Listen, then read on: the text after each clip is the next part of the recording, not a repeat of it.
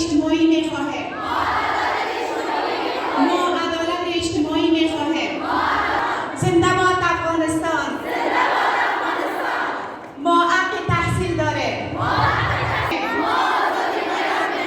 ما آزادی فرهنگ می‌خواهیم. زنده باد افغانستان. زنده باد افغانستان. مرد به حامیان تروریسم. مرد به حامیان تروریسم. افغانستان دموکراسی می‌خواهد. افغانستان دموکراسی می‌خواهد.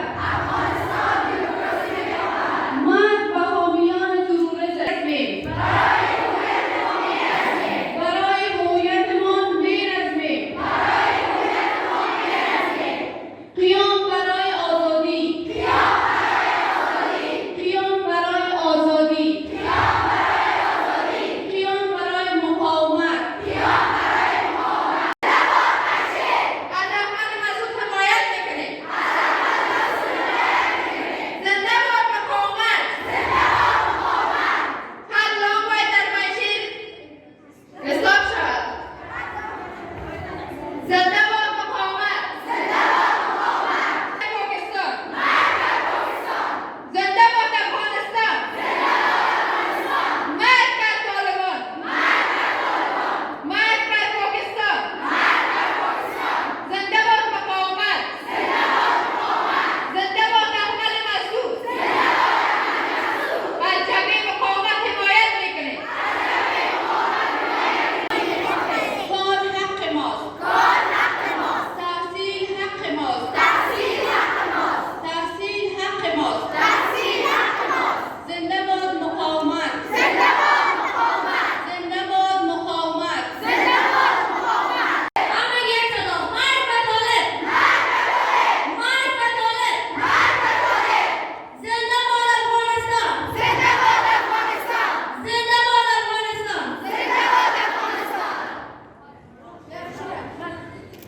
پاکستان یا جنگ مردمایی که میشه به وطن ما ضرر خود رسانده. تا وقتی که ما حق حقوق زنان شجاع وطن خود را بر نگردانیم هیچ وقت آرام نمیشیم و همیشه صدای ما را خواهد شنید. مرگ بر پاکستان، مرگ بر امارت اسلامی. مرگ بر پاکستان، مرگ بر امارت اسلامی. مرگ بر پاکستان، مرگ بر امارت اسلامی. مرگ بر پاکستان، مرگ بر امارت اسلامی.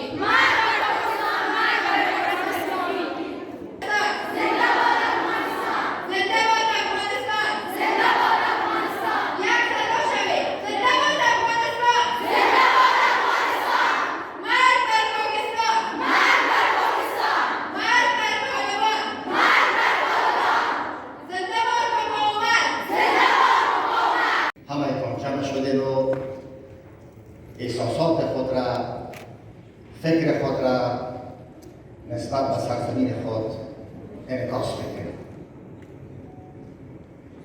من آرزومند هستم که گوش‌های شنوا و چشم‌های بینا نسبت به فریاد مردم افغانستان هم در سطح ملی و هم در سطح بین‌المللی به وجود بیاید. زنان افغانستان، دختران افغانستان که نیمه از جامعه افغانی را تشکیل میدن، واقعا از جایگاه خاصی برخوردار هستند. همون میگه زن چشم چراغ خانه مرد بود، به زن به خدا جهان همه سر بود. دانش تو گرامی که بود مادرتون، زن محرم راز و مرهم درد بود. زنده باد مادران قهرمان وطن. زنده باد زنان افغانستان. زنده باد زنان افغانستان. و جمع شدن امروزی شما، آیا طالبان به حقوق زن اعتقاد دارند؟ آیا طالب‌ها به انتخابات باور دارند؟ آیا طالب ها روزگار خواب برسه که بگویند زن حق داره که در ادارات حکومتی و قانونی برادران خود کار بکنند؟ آیا طالبان معتقد هستند که یک حکومت ملی و فراگیر برای فردای افغانستان ایجاد بکنند؟ بنابراین معلوم است که طالب ها اعتقاد نه به قوانین بین المللی دارند، نه به قوانین ملی دارند، نه به زن، نه به کودک، نه به انتخابات، نه به یک حکومت فراگیر. آیا طالبانی که میگن که حق حقوق خانم‌ها و زن‌ها مساوی است، اما دینی را که اینها تفسیر میکنند میکنه که در کابینه‌تان چرا خانم‌ها نیست؟ میگه اگر زن نباشه چی معنی داره؟ دلیلش هم میفهمیم چرا این حرفا میزنن. من باور دارم که این دلیل تا حال ابتدا این دلیل رو نمیفهمم. دلیلش چیست؟ اینا 6 سالگی و 7 سالگی و 5 سالگی میرن به مدارس. اینا عاطفه پدر مادر و خواهر کمتر حس میکنن. وقتی که بزرگ میشن همه هست بودشان صلاح و عقاید پوچ خودشان است. هم اسلام رو میخواین زیر از شعار محمد بسازن و هم میخواین که افکار خود را سر مردم تعمیل بکنن.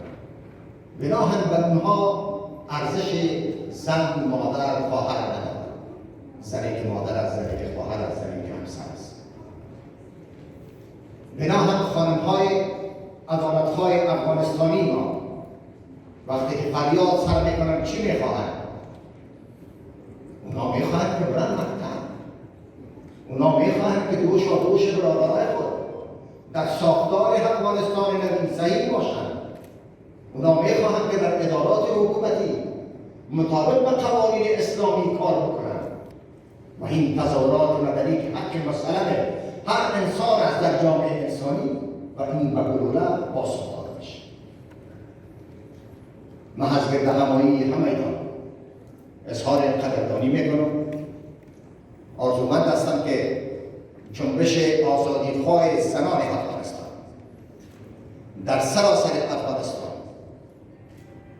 قهرمانی‌هایی را که در گذشته ها در تاریخ ثبت کردن یک بار دیگر در تاریخ زنان افغانستان با حمایت زنان دنیا نسبت خود در تاریخ ثبت کنند. زنده باد مقاومت! زنده باد مقاومت! زنده باد مقاومت! زنده باد مقاومت! زنده باد مقاومت! زنده باد! زنده باد! مرگ به طالب! مرگ به طالب! مرگ به تروریسم! مرگ به تروریسم! زنده باد! مهم است.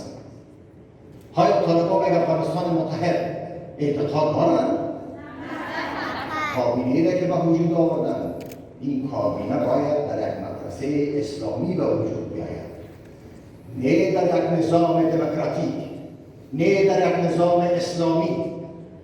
این متخصصینی که جز از دین نه به شکل درستش آگاهی دارند، اینها چطور میتونند که ماشین بزرگ حکومتداری را به چرخش بیارند؟ بناهن معلوم است که اعتقاد ندارند. مقاومت تنها با تفنگ نیست، با قدم است، با قلم است، با صدا و فریاد و نعره است. این مقاومت است که شما خواهران و زنان صلحشور افغانستان در دیار مهاجرت جمع شدین صدا و فریاد آزادخواهی را سر میکشید. ما زنان بر ضد تروریسم می‌رزمیم. ما زنان بر ضد تروریسم می‌رزمیم. ما زنان بر ضد می‌رزمیم. ما زنان بر ضد می‌رزمیم. زنده باد زنان افغانستان. زنده باد زنان افغانستان. تحصیل حق ماست. تحصیل حق ماست. مقاومت. زنده باد مقاومت. زنده باد مقاومت. زنده باد مقاومت. مرگ به تروریسم. مرگ به تروریسم. مرگ به تروریسم. مرگ به تروریسم. در این راستا متوجه باشند که این درد تنها درد زنان افغانستان نیست، بلکه این مرض سرطانی آهسته آهسته دچار دیگران هم بشن. سازمان‌هایی که به حقوق بشری و زن احترام دارند نگذارند که نظام متعجل طالبانی بر اسکر شناخته شود. یک بار دیگر از احساساتم تشکر میکنم. موفق و پیروز و کامگار باشید. شما در